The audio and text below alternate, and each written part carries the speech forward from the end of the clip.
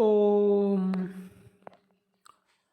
तो प्रश्न है, एकाग्रता कैसे प्राप्त हो। एक साधक के पास शरीर होता है और मन होता है, मन में भावनाएं होती हैं। तो शरीर और चित्त का घनिष्ठ संबंध है। चित्त प्रभावित होता है शरीर के क्रियाकलापों से। शरीर में जैसे इंद्रियां हैं, उनके विषय हैं शब्द, स्पर्श, रूप, रस, गंध। इन विषयों से भी चित्त प्रभावित होता है। तो एकाग्रता कैसे प्राप्त हो, इसके लिए पहले शरीर पर संयम करना है। संयम, नियंत्रण, सोना जागना, खाना पीना और हमारी दिनचर्या संतुलित और संयमित हो। भोजन का संबंध चित्त और भावना से होता है। भोजन कम से कम मात्रा में लिया जाए और सात्विक, तो ध्यान अच्छा लगता है, ऐसा भगवान बुद्ध कहते हैं।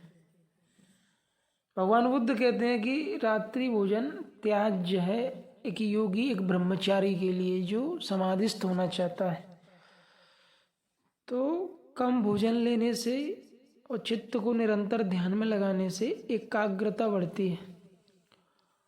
और एकाग्रता प्राप्त करने के लिए चित्त को श्वास प्रश्वास में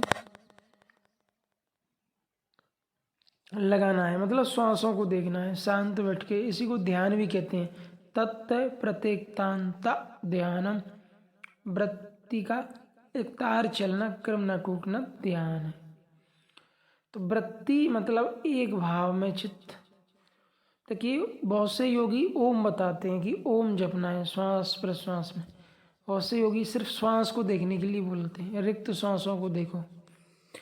तो एकाग्रता का विकास तब होता है जब हमारा शरीर प्लस मन प्लस भावना और ध्यान तद्रूप हो जाए। शरीर पर संयम हो जाए, शांत साइलेंट बैठ के एकाग्रता और स्थिरता के साथ चित्त को योग में लगाना है। और अभ्यास करते करते चित्त की वृत्तियां धीरे धीरे लय होने लगती हैं। तो धीरे धीरे वृत्तियां विलय होने लगती हैं। वृत्तियां मीन्स विचार, भावनाएं, संकल्प, विकल्प, थॉट्स, इमोशन का आना कम होने लगता है। धीरे धीरे एकाग्रता बढ़ती जाती है। जब कोई साधक ध्यान और एकाग्रता की साधना करता है, प्रैक्टिस निरंतर करने लगता है, तो धीरे धीरे उसका चित्त शांत होने लगता है, एकाग्रता बढ़ने लगती है। अब रोज 2 से 4 घंटे कोई ध्यान करता है, कोई 10 घंटे ध्यान करता है, कोई 20 घंटे ध्यान करता है। तो जो जितना ज़्यादा ध्यान करता है उसकी एकाग्रता उतनी ज़्यादा बढ़ जाती है। और उसी एकाग्रता को बढ़ाने के लिए है ध्यान। तो इस ध्यान के लिए जरूरी नहीं है कि कोई संन्यास ले या जंगल चला जाए या वन में रहे या हिमालय के ऊंचे ऊंचे शिखरों पर बैठ के ध्यान करे या 0 टेम्परेचर। ये तो नॉर्मल कोई भी व्यक्ति कर सकता है। दिल्ली में भी लोग प्रैक्टिस करते हैं। कहीं भी एक रूम में या घर में शांत बैठिए और कम आहार लीजिए और श्वासों को देखिए। धीरे धीरे चित्त शांत होता चला जाता है।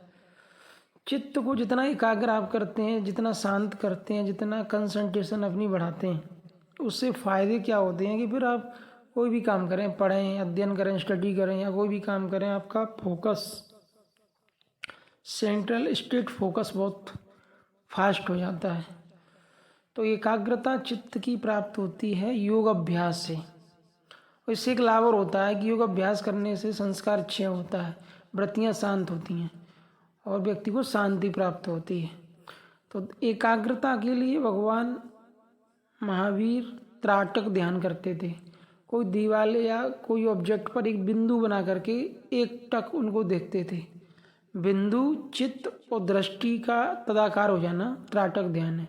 कि बिंदु जिसे हम देख रहे हैं, देखने वाली आँख है, और मन, आँख के पीछे मन के विचार हैं, वो तीनों का शून्य हो जाना, रुक जाना, साइलेंट ध्यान है। तो ये एकाग्रता प्राप्त होती है अभ्यास से और प्रैक्टिस से। एक साधक योग अभ्यास के द्वारा, प्रैक्टिस के द्वारा ये अवस्था प्राप्त कर सकता है एकाग्रता की। तो एकाग्रता के लिए फर्स्ट स्टेज पर शरीर है, इस पर संयम करना है, इसके खाने पीने पर और इंद्रियों पर, फिर मन, फिर भावना, फिर बुद्धि, फिर चित्त, और फिर जो है वृत्तियाँ शांत हो जाती हैं और व्यक्ति एकाग्रता को प्राप्त हो जाता है। ओ